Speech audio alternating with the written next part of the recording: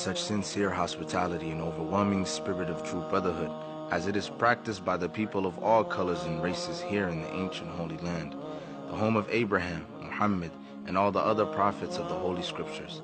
For the past week I have been utterly speechless and spellbound by the graciousness I see displayed all around me by people of all colors. I have been blessed to visit the holy city of Mecca. I have made my 7 circuits around the Kaaba, led by a young mutawaf named Muhammad. I drank water from the well of Zamzam. I ran 7 times back and forth between the hills of Mount Safa and Marwa. I have prayed in the ancient city of Mina, and I have prayed on Mount Arafah. There were tens of thousands of pilgrims from all over the world. They were of all colors, from blue-eyed blondes to black-skinned Africans. But we were all participating in the same ritual, displaying a spirit of unity and brotherhood that my experiences in America had led me to believe never could exist between the white and the non-white. America needs to understand Islam, because this is the one religion that erases from its society the race problem. Throughout my travels in the Muslim world, I have met, talked to, and even eaten with people who in America would have been considered white.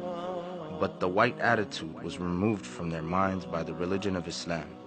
I have never before seen sincere and true brotherhood practiced by all colors together, irrespective of their color. You may be shocked by these words coming from me, but on this pilgrimage, what I have seen and experienced has forced me to rearrange much of my thought patterns previously held, and to toss aside some of my previous conclusions. This was not too difficult for me. Despite my firm convictions, I have always been a man who tries to face facts and to accept the reality of life as new experience and new knowledge unfolds it. I have always kept an open mind, which is necessary to the flexibility that must go hand in hand with every form of intelligent search for truth. During the past 11 days here in the Muslim world, I have eaten from the same plate, drunk from the same glass, and slept on the same bed or on the same rug, while praying to the same God with fellow Muslims, whose eyes were the bluest of blue, whose hair was the blondest of blonde, and whose skin was the whitest of white.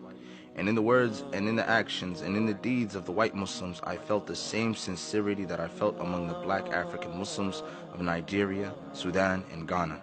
We were truly all the same brothers, because their belief in one God had removed the white from their minds, the white from their behavior, and the white from their attitude.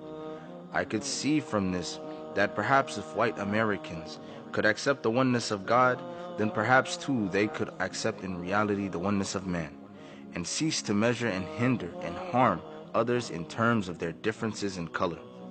With racism plaguing America like an incurable cancer, the so-called Christian white American heart should be more receptive to a proven solution to such a destructive problem. Perhaps it could be in time to save America from imminent disaster, the same destruction brought upon Germany by racism that eventually destroyed the Germans themselves. Each hour here in the Holy Land enables me to have greater spiritual insight into what is happening in America between black and white. The American Negro can never be blamed for his racial animosities. He is only reacting to 400 years of the conscious racism of the American whites. But as racism leads America up the suicide path, I do believe, from the experiences that I've had with them, that the whites of the younger generation in the colleges and universities will see the handwriting on the walls, and many of them will turn to the spiritual path of truth, the only way left to America to ward off the disasters that racism inevitably must lead to.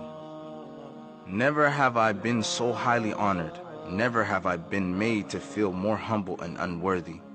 Who would believe the blessings that have been heaped upon an American Negro? A few nights ago, a man who would be called in America a white man, a United Nations diplomat, an ambassador, a companion of kings, gave me his hotel suite, his bed. Never would I have even thought of dreaming that I would ever be the recipient of such honors. Honors that in America would have been bestowed upon a king, not a Negro.